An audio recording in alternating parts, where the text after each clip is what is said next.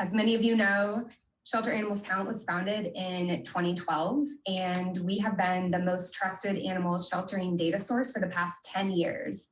So SAC is neutral, we're independent, and we're governed by a board of directors, including national animal welfare organizations and shelter leaders.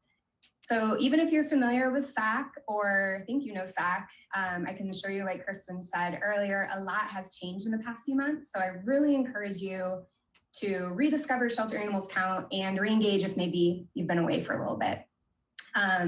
So we do have a really small staff team, but we're supported by an extremely talented board of directors, awesome data committee, and some really generous financial supporters as well.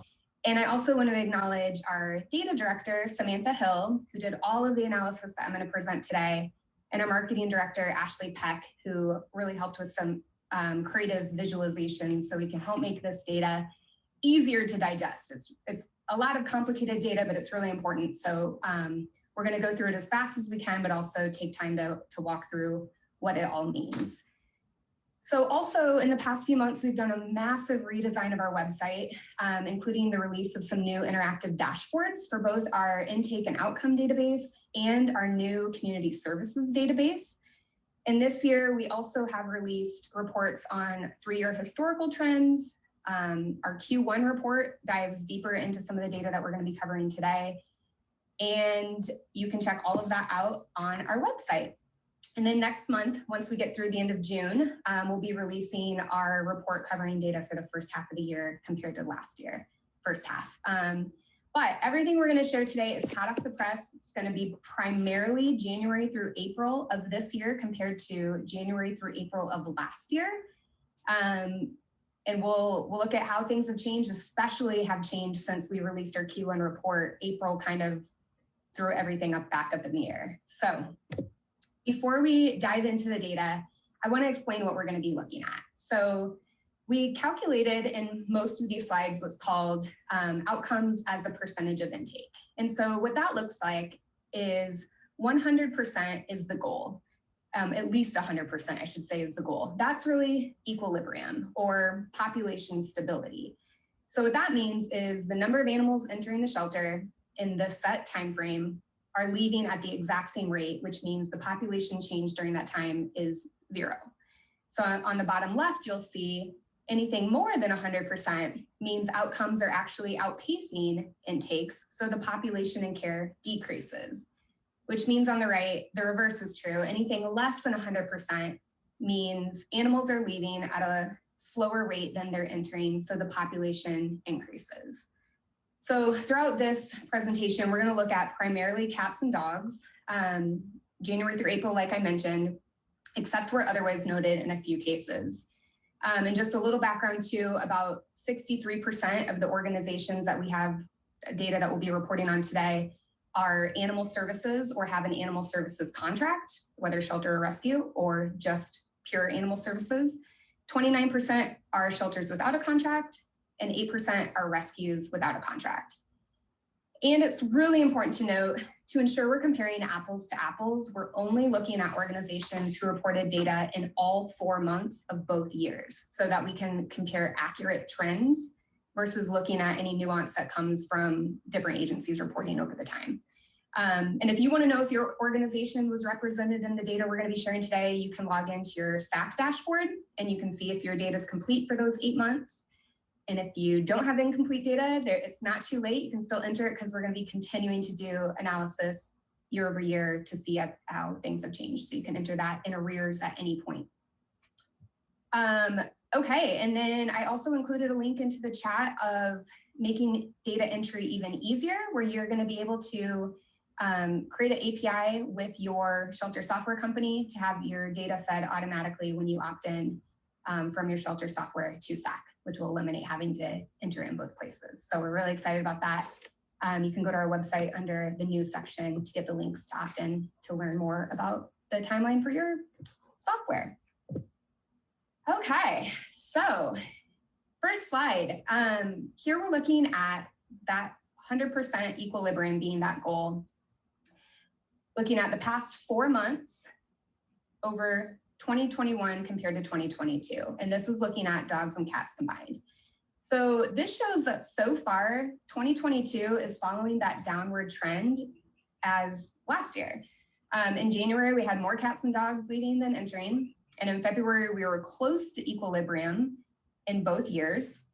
But the past 2 months, not only have we decreased past equilibrium, but we've lost any of the gains that we had made up in January and February. So also, we had in our Q1 report shown that things were looking on the right trend, and they were. And then April kind of threw that in the face. As you can see that we're down in the 80s now versus in January, we're in well over 100. So we've started to see a slight improvement year over year. 2022, you can see the past 3 months, we're actually doing better than we were in 2021, but not at a rate high enough to actually reach equilibrium. So the net animals that are entering the shelter are coming in at a higher rate than they're leaving, and that continues to snowball month over month, as you'll see.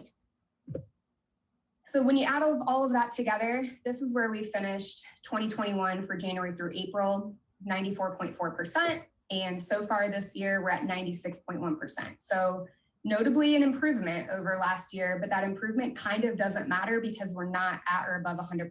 And so like I said, that continues to snowball month over month. So that's where that feeling of full continues to only get worse. So in addition to looking at just the percentages, here we're looking at the animals themselves. So the question I keep getting is, are intakes going up? And the answer is yes, but it's really only slightly, as you'll see here. The dark on the left indicates the gross intakes, and the light bar indicates the gross outcomes, with 2021 being on the left and 2022 being on the right. And it really just illustrates that while intakes are going up, they're still not at pre-pandemic rates. And the real issue is that sustained imbalance of more animals coming in than leaving. And then add to it the fact that intakes are going up, it's only making that more challenging. So looking at just cats, we've made improvements over the last year again. And we were above equilibrium in Q1. So when we shared our Q1 report, it was looking great for cats. We were at 104% when we were looking at just Q1 for cats. So 4% more cats were leaving than were entering the shelter, which was awesome. And when I say shelter interchangeably with the organization types I mentioned at the beginning. But unfortunately, we lost those gains in April alone. All of the progress we made in Q1 went out the window in April. And so now that leaves us with January through April looking at a total of 94.3% for cats. So still way below equilibrium, which means more animals are coming in than going out. You're going to hear me say that a lot today, unfortunately.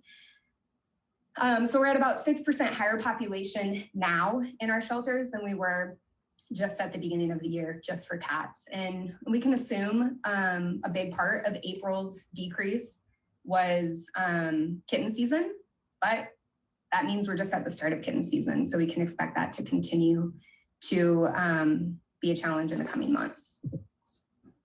So now looking at dogs, it's interesting that the reverse line is true, which is encouraging. So we did see dogs start to have a slow start in January, but start to outpace where we were not only last year, but start to now finally be above equilibrium in April. However, because we had 3 months in Q1 of being below that, which we had shared in our Q1 report, that cats were actually doing a lot better than dogs. Now we have still only a total January through April of just under 98%. April was our best month by far. You can see that trend line is going up starting in January versus with cats, it's going down. So we hope to have that continue to be the trend, but remember, it doesn't matter even if we're only at 100 because we're still carrying that balance from really the past 18 months. And we're still not at equilibrium, but we need to be way above equilibrium.